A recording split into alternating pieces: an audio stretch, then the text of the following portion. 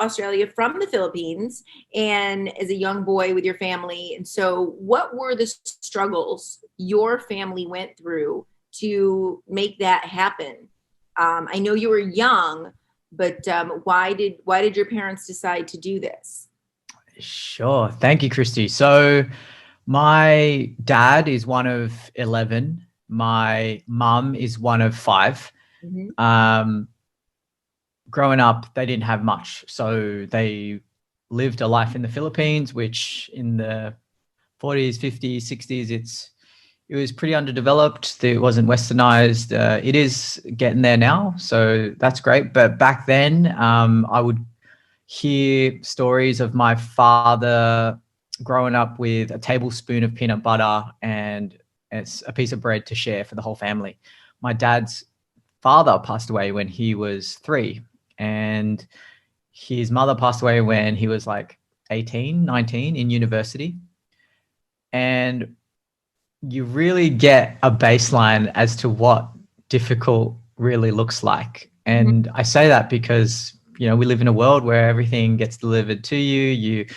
I mean, I personally, depending on which part of the world you live in, but if you're from a westernized world, I'm from Australia, you can work in McDonald's and still earn 3 times, 4 times more than someone working in a sort of office job in the Philippines, for example, Mhm. right? So um, growing up for them, it was survival, and they used platforms like education to really separate themselves to create opportunity. So my dad ended up finishing marine transportation and mechanical engineering, 2 bachelor's degrees. My mom is one of five, as I mentioned, but she had her a whole other bag of stuff as well. Like my mum's father was not really ever around, and he was a womanizer, and he worked in the military, and he was violent when he was home. And my mum had was in the middle of five, as I said, and my grandma, my mum's mum, had her first child when she was 16. And so my grandma, my mum's side, she had a little corner store. She would sell a carton of milk, divide it into small bags, and sell that. So she would, sell probably like 15 to 20 units out of one small carton of milk. And that's the life. And she would have a sewing machine and she would make use of that. She would dressmake and learn how to make clothes and provide that service for the community. So she was a real entrepreneur. Mhm. And so the heartbreaking thing as well was when we migrated to Australia, Sydney, it was difficult to sort of obviously move from a country where your friends and family are there, but more than that, just like the financial side of things as well, and stability and where you're going to get income. Like they basically migrated to Australia and their degrees were not recognized. So, my dad graduating marine transportation, mechanical engineering in one of the top universities in the Philippines, it was not recognized in Australia. And so he had to work at a factory and raise 3 kids on a factory salary, which was back then it was like 18,000 Australian as well. So it was probably like, I don't know, 12,000 US. Like it was just, it's tough, but like you never saw my dad complain. Right. Like he just got on with it. And so how has that shaped me? Well, my version of hard is probably a little different to someone who hasn't experienced that. Now, I'm not saying it's any better or worse. I'm just saying that it's different. Yeah. And at the time, you don't look at it as great though. You look at it as, why do people have more stuff than I do? Like, Right. why am I less well off?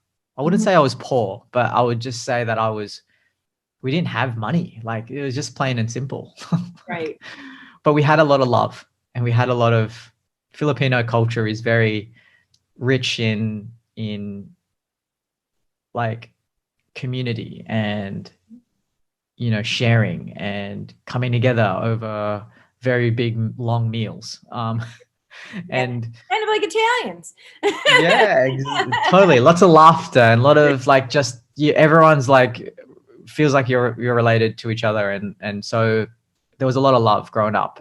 One thing that I'll share, Christy, is I remember this one time we were in our small apartment. My mum was cooking spaghetti, and I would collect empty tissue boxes and toilet paper rolls and build cities and robots, and I would just get stuff to create stuff. And then my mum said, as she was cooking, "Hey Ram, what do you want to be when you grow up?" And I said, as I was a bit distracted and making stuff, and she's like, I don't know, Mum, I just want to make stuff. Uh-huh. And then she stopped cooking and put her hand on my shoulder and said, "Ram, look, whatever you decide you want to be, just make sure you dream big. Make sure you dream much, much bigger."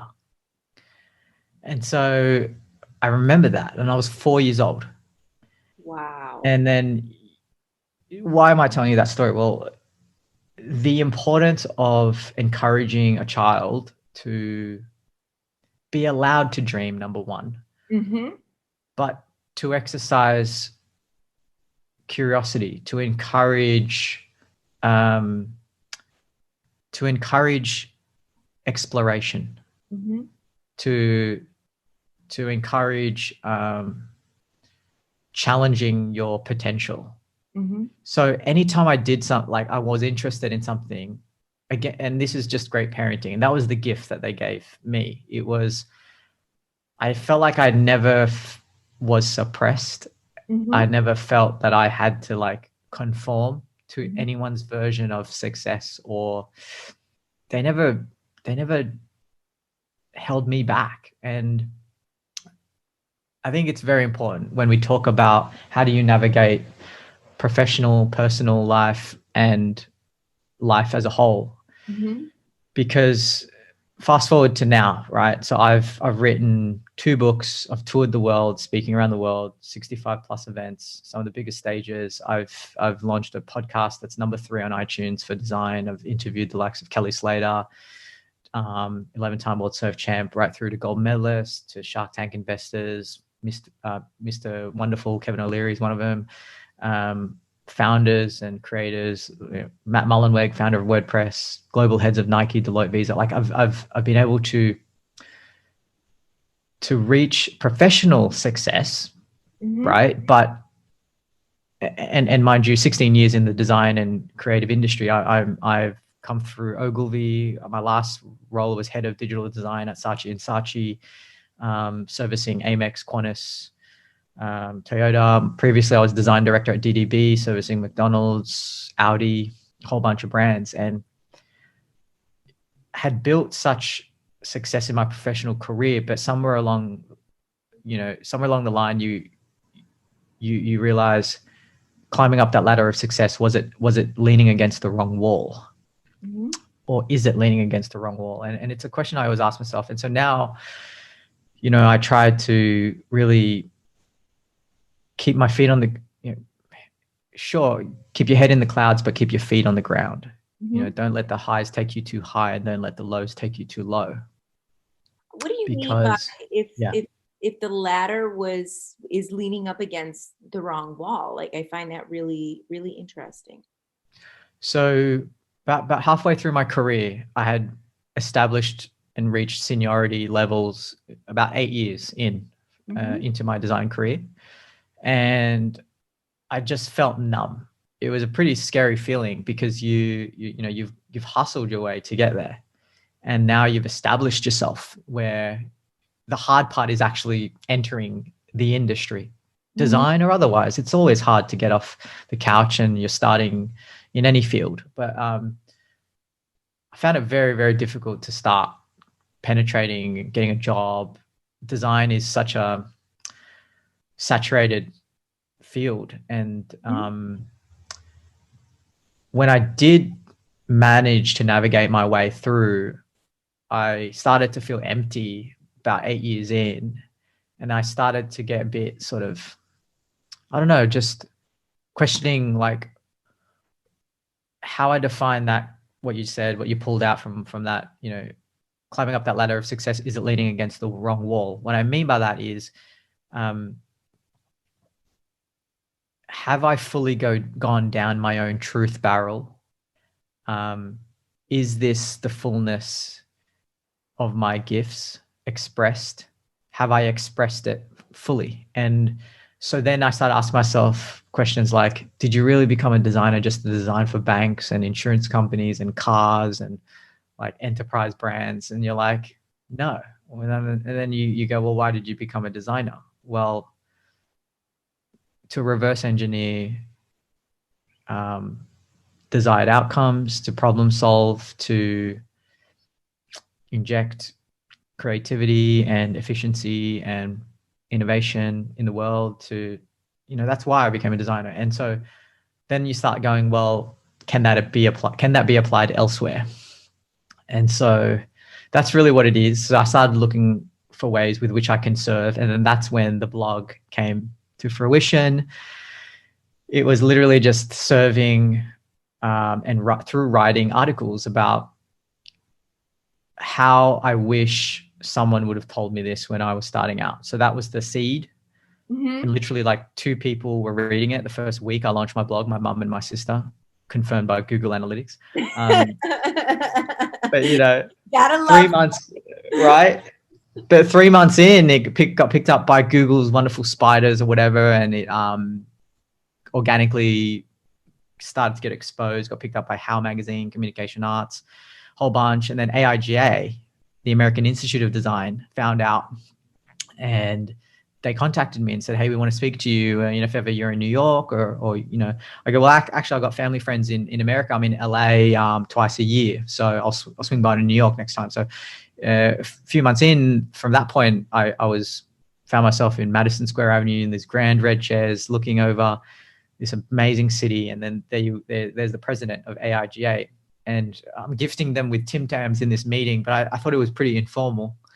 But he was down to business, and he said, hey, Ram, I won't do the American accent. I was going to, but I won't. Oh, come on. American. Give me your best American accent. All right. He goes, hey, Ram, so tell us, how are you engaging with an audience that we're struggling to engage with?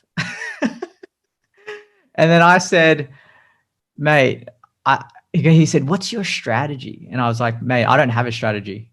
I said, I'm just writing to my younger self. And then he said, would you like to write for us? And I said, yeah, of course. So then I started writing for them. I started getting exposure. I came back to Australia and I was like, wow, this blog thing's doing all right. What's the next thing? And I said to myself, well, what's better than a blog? Well, a book. A book commands a certain level of attention that's not so disposable as a blog is. 9 months in, I had a manuscript called How to Get a Job as a Designer. I approached 20 different publishers and sponsors. They all rejected me. Critical part of the story, because I was like, well, what do you do? I ended up, working a few more jobs, basically decided to self-publish.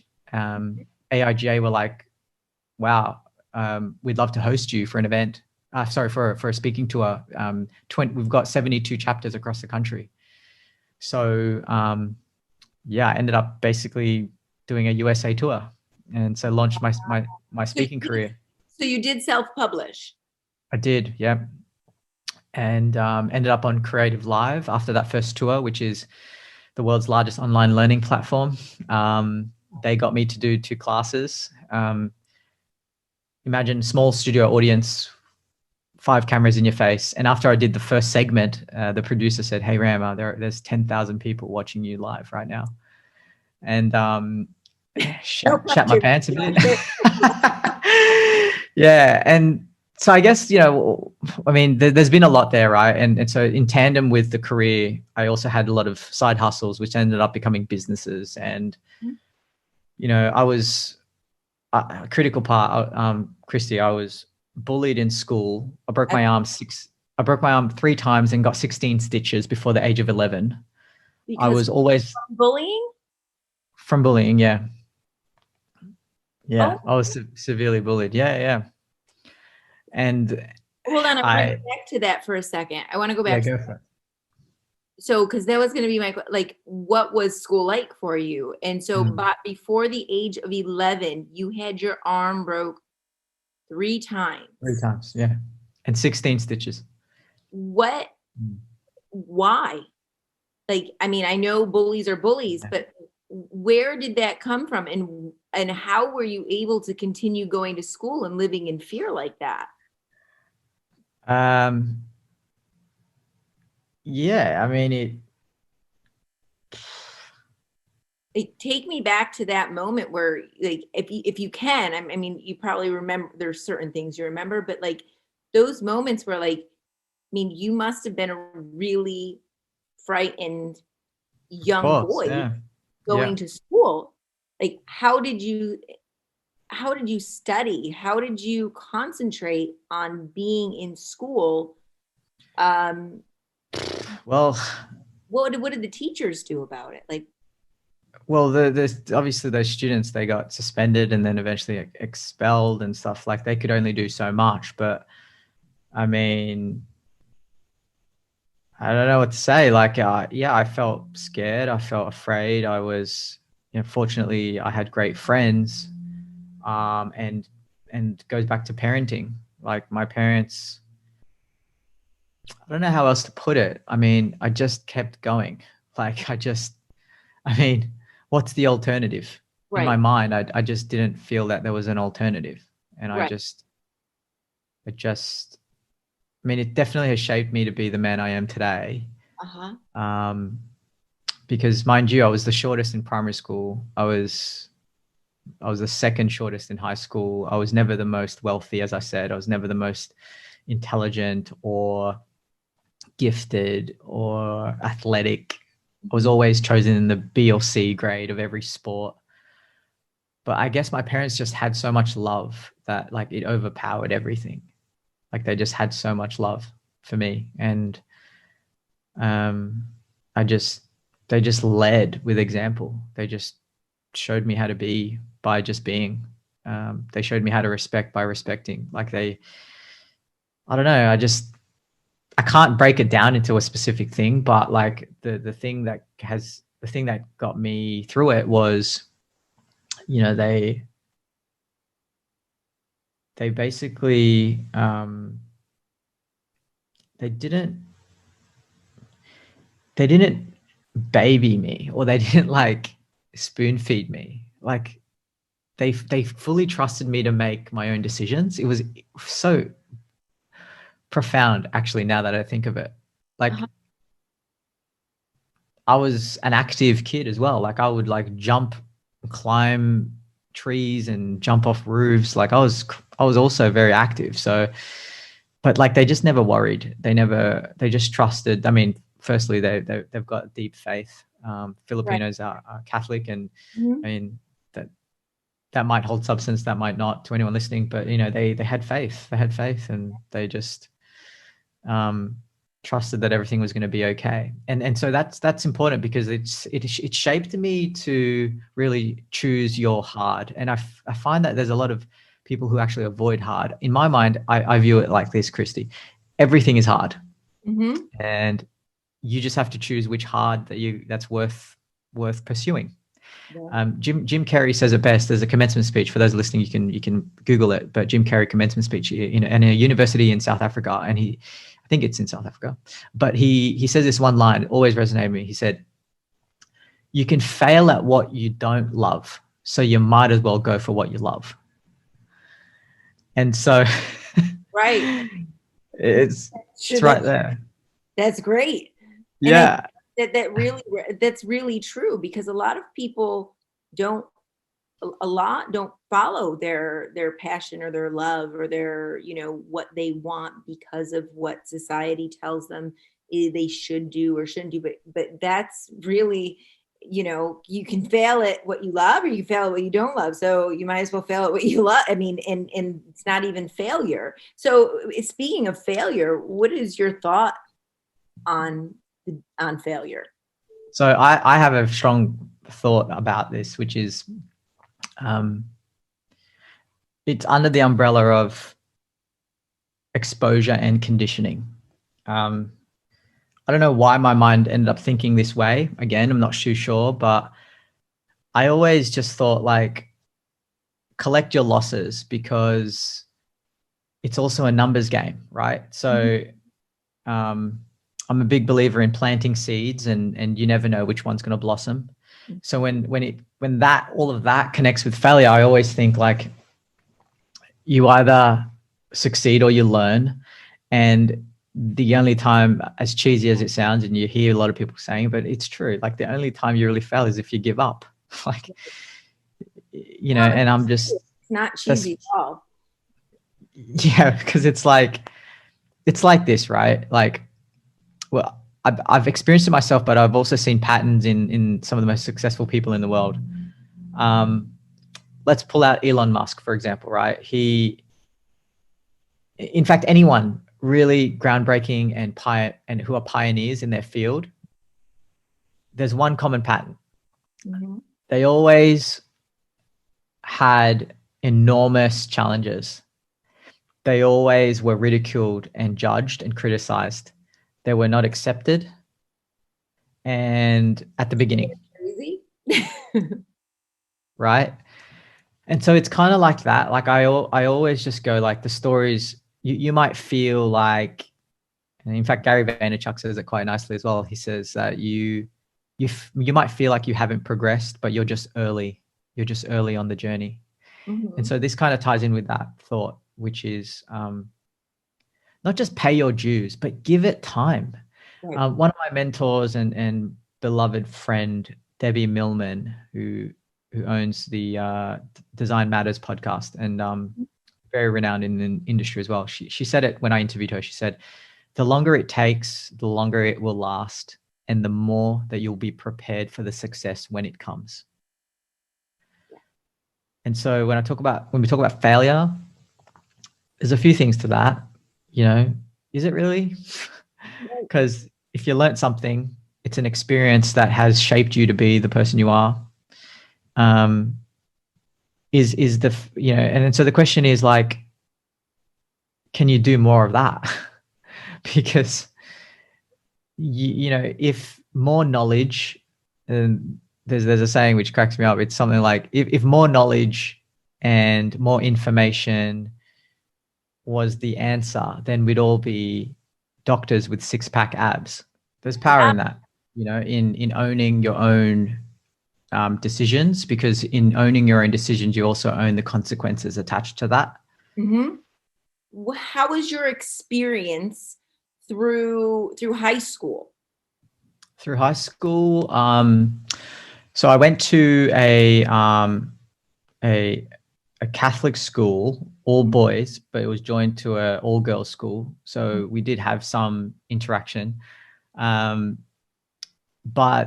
the thing that really stands out to me was that like the high school that I went to was quite strict. Mm-hmm. And like you had to wear your blazer, your tie, if your shirt wasn't tucked in, you would go get detention. If you had too much hair product in your hair, you would have Saturday detention. Like it was strict. But the thing that I loved about it was I think well we had a great grade. We had a very, very, I think we got lucky. Everyone in our grade was respectful despite the diverse backgrounds and interests we all had. I didn't get bullied in that school, but like in certain parties, it continued because then other people were there, and it's just like it got sort of rough as well. And I mean, for me, the thing that really got me through it was I had great teachers. Uh-huh. I really believe I had great teachers who respected our points of view.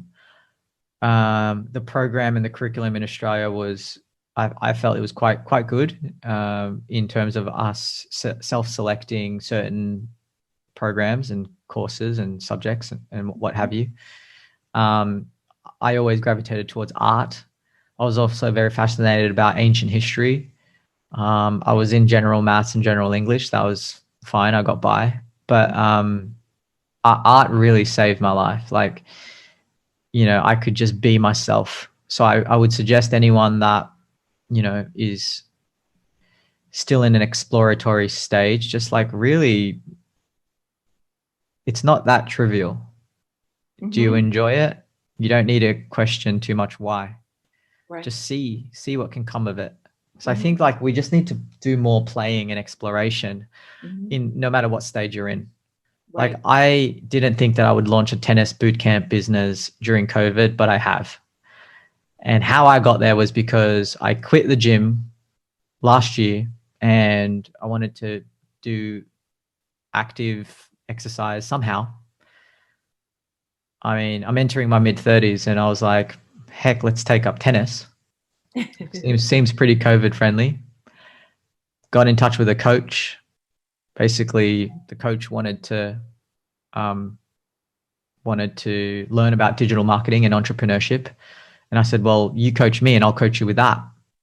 Next thing you know, we started talking about applying some of the things that I was advising and teaching to something. So I was like, let's just do a little project.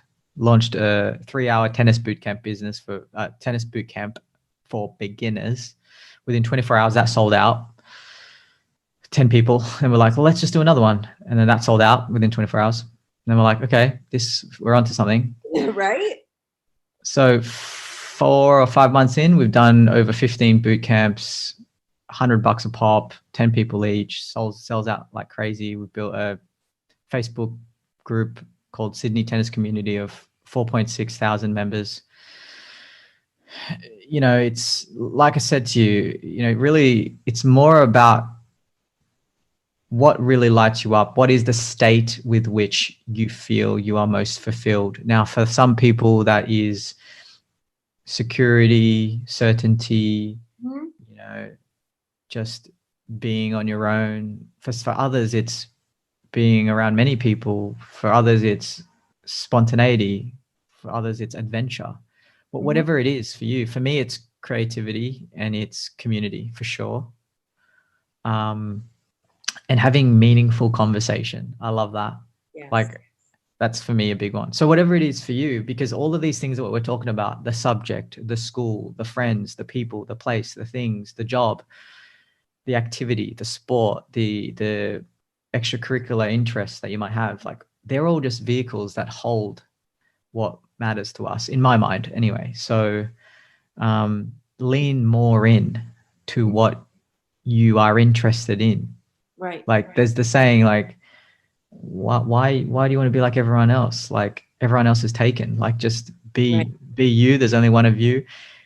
And when I say that, I literally mean like all of you, no matter what your background is, cultural heritage, no matter if you have like some type of disability, like that's your superpower. You don't see it yet. But it is. Mm-hmm. A lot of people out there are like, oh, how do I, you know, make something of myself? It's like, you are Yeah. already. You are. It's just that you're looking for validation and they are vanity metrics in the Mm-hmm. world. We came in the world with nothing, naked and afraid, and we will leave the world with nothing. So like at the end of the day, whether or not, it's like this. People are going to have opinion of us anyway. Right. Whether you do something or not, people will still have an opinion of you. And so we might as well just push forward with what you feel. Whoever's listening here, just push forward with what you feel is aligned with you at this time, because things can change too, and what you want might change as well. And you're allowed to do whatever you want, to feel, to dream, to pursue. So I think sometimes we get ahead of ourselves and we don't actually live in the present moment. Mm-hmm. You know, Right. don't rush. The journey is the success. Right. It's like this.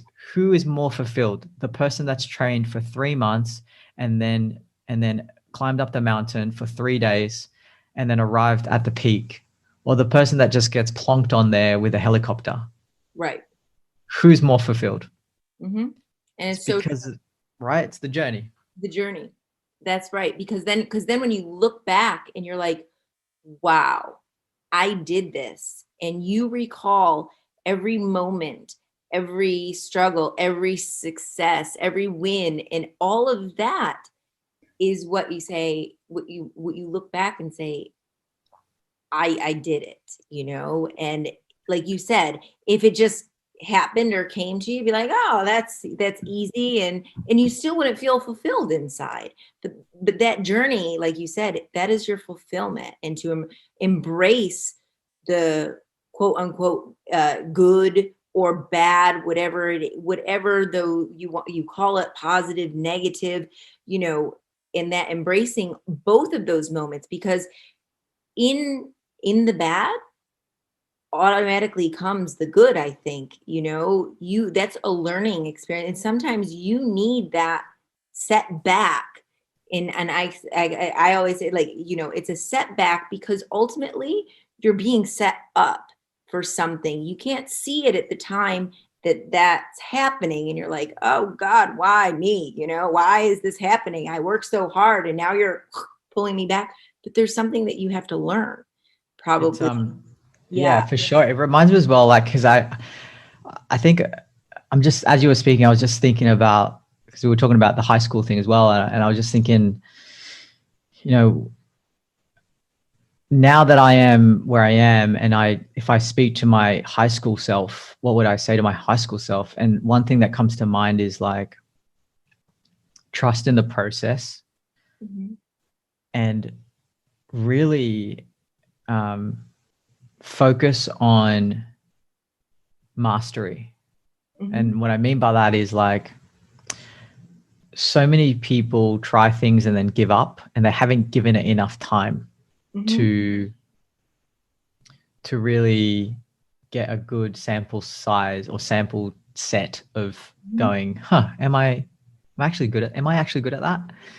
You know, we want results, that's why, and we want acknowledgement, gratification, instant gratification rather, like so quickly.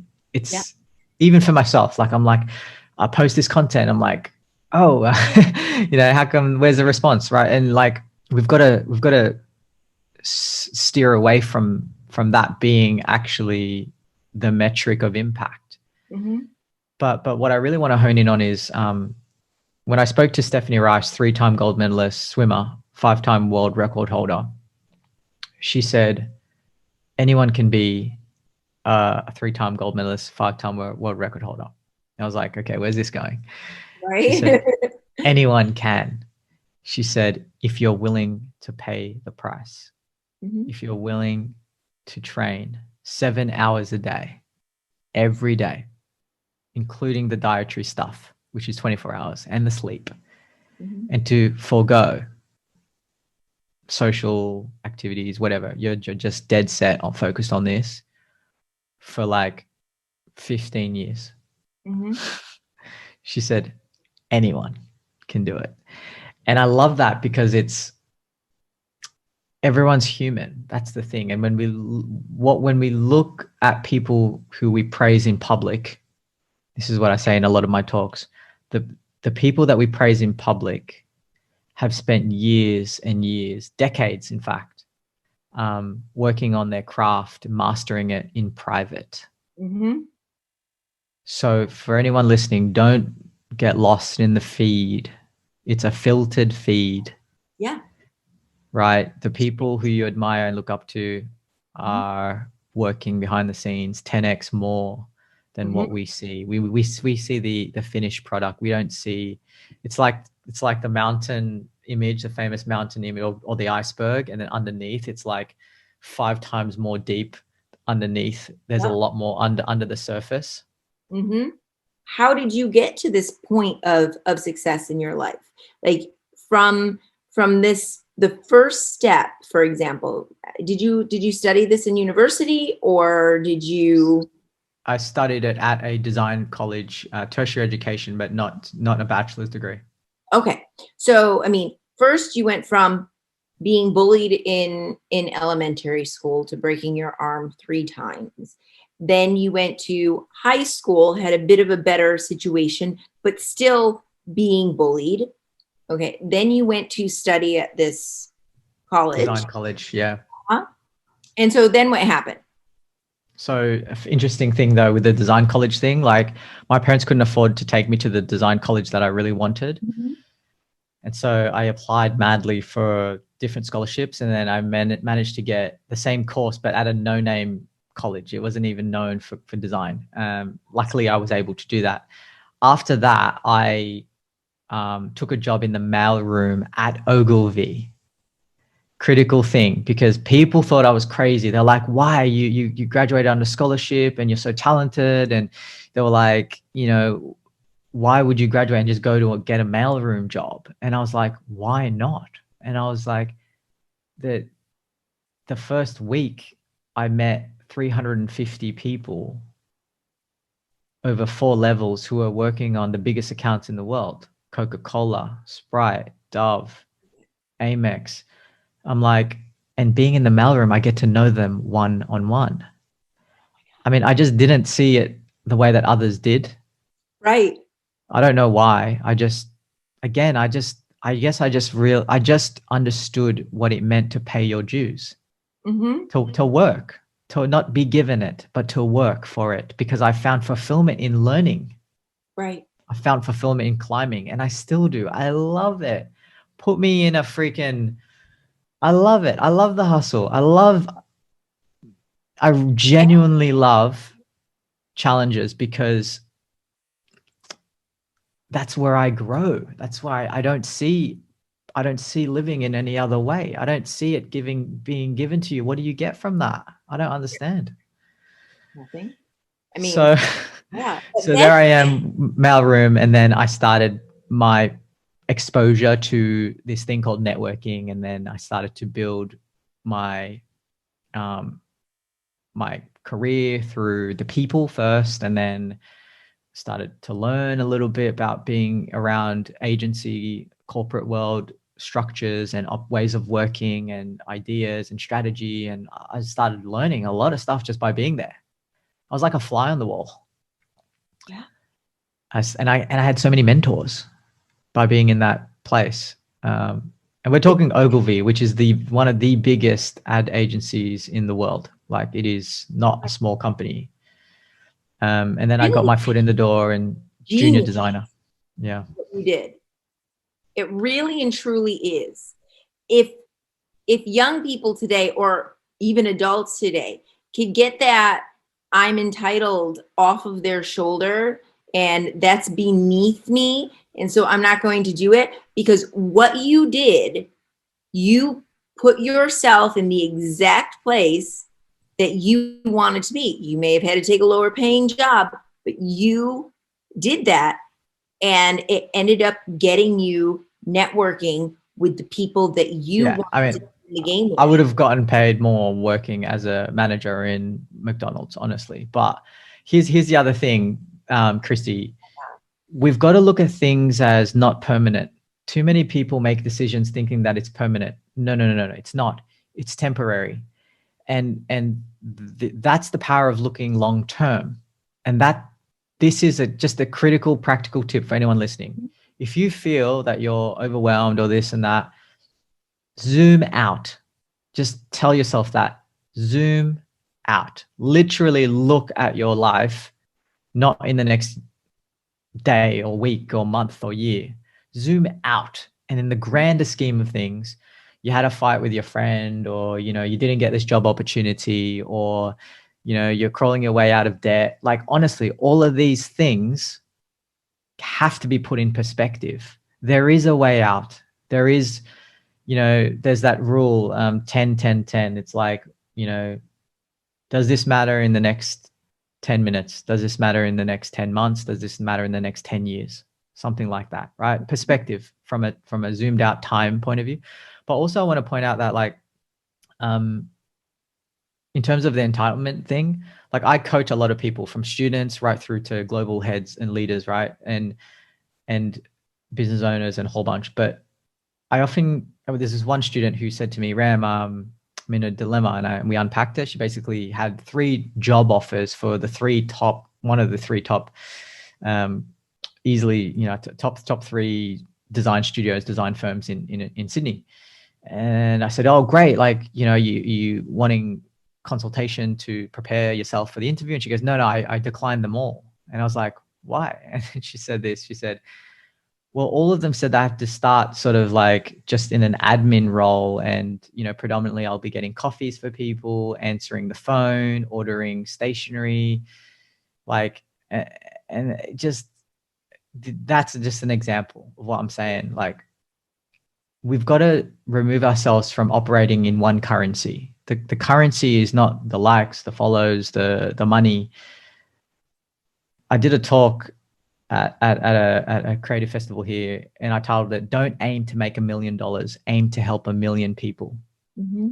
Because the thing is, when you put people over profit, the money does come. Mm-hmm.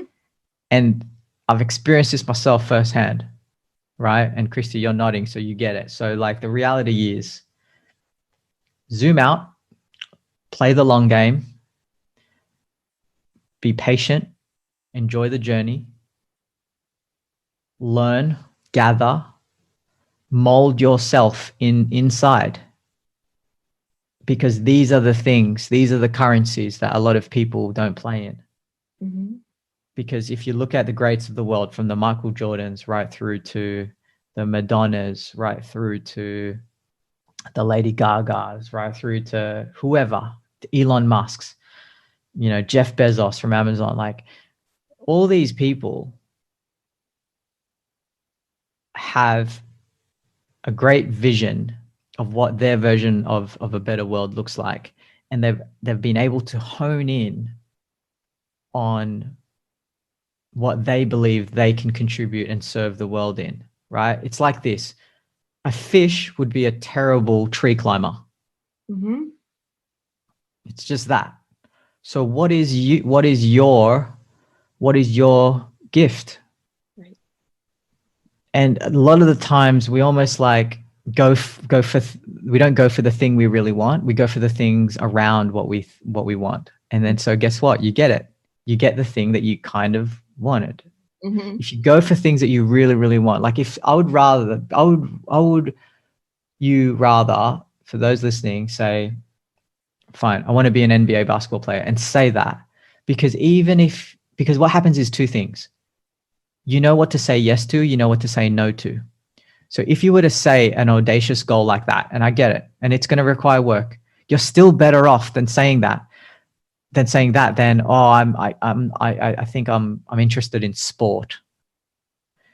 Pick the sport and go for it. Don't hold back. One life, let's go, right? So the thing is, if you go for that, the path to progress actually becomes clear, because people in your position have done likely what you want to do. There's someone that exists that has done what you want.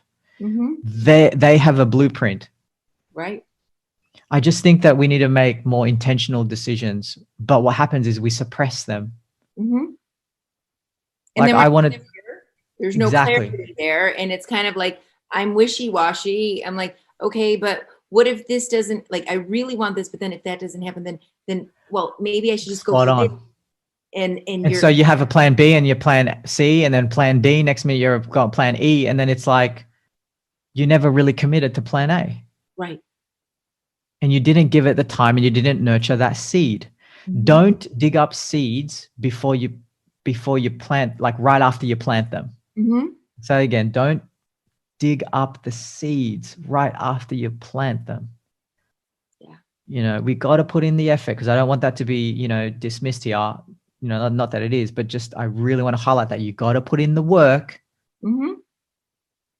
But you have to really also be honest with yourself and give yourself the permission. None of this, do I deserve this? Do I, other people Right. are more credible. It's like, if there's a top 1%, the question is, why can't it be you? Right. I love it. I love it. Like everything you said, it just touches my heart. Like, oh my gosh, because it's so true. If people would stop with the negative self-talk. And one of the things I often say is like, would you talk to anybody else the way that you talk to yourself? Right. Would you say that to someone? Like, oh, you don't deserve it. This is just, you're just terrible. Somebody else can do it. Just like you would never say that to somebody else. So why are you saying it to yourself? And that's really the key there. You hit it right on the spot. This has been one of the best interviews that I have ever done. Your information and all of your knowledge is just so wonderful. I'm eternally grateful for this. just so incredible.